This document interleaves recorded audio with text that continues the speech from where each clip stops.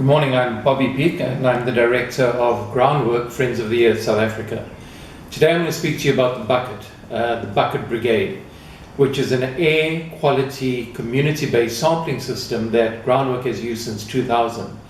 In 1994, when we got democracy in South Africa, we did not have any air quality legislation that was protective of health and well-being. Our legislation was based upon a 1905 British Act.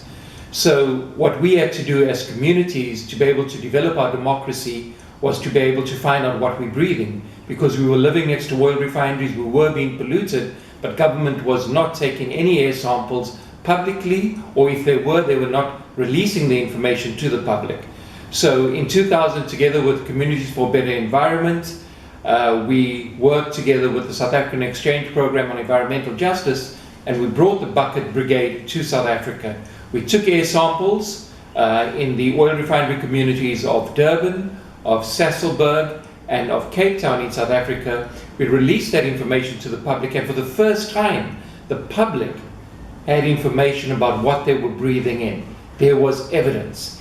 And that evidence we took and we advocated for strong air quality legislation, which 4 years later, in August 2004, was then promulgated in South Africa, all based upon the fact that communities for the first time, through the Bucket Brigade, could tell the world and could tell the democratic politicians what they were breathing in.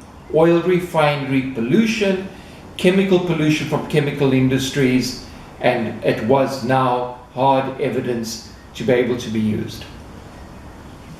In 1995, when in the oil refinery community in South Durban, we started advocating and started challenging the oil refinery, we recognized that the one thing we were missing was information. We did not have an understanding or the information of what air quality or what air pollution we were breathing in. So for the first 5 years of our campaigning between 1995 and 2000, it was pressure, street pressure, etc. But we had to find a process that was fit for purpose to be able to tell us what we're breathing in and to be able to then advocate on that. And in 2000, with the Bucket Brigade, with a very simple tool which costs less than $1,000, we were able to build an air quality sampling system. We could take a grab sample, we could send that off to a laboratory, the laboratory could get back to us and tell us what was in the air sample, and then we got technical people to do an analysis for us. Okay, so what does that pollution mean to us? And so we looked at standards globally, in the United States, in Europe, and we measured what we were breathing in against those standards. And based upon that, we were able to obviously advocate for strong air pollution standards. We could advocate for strong legislation, and in 2004, that's what we got in South Africa.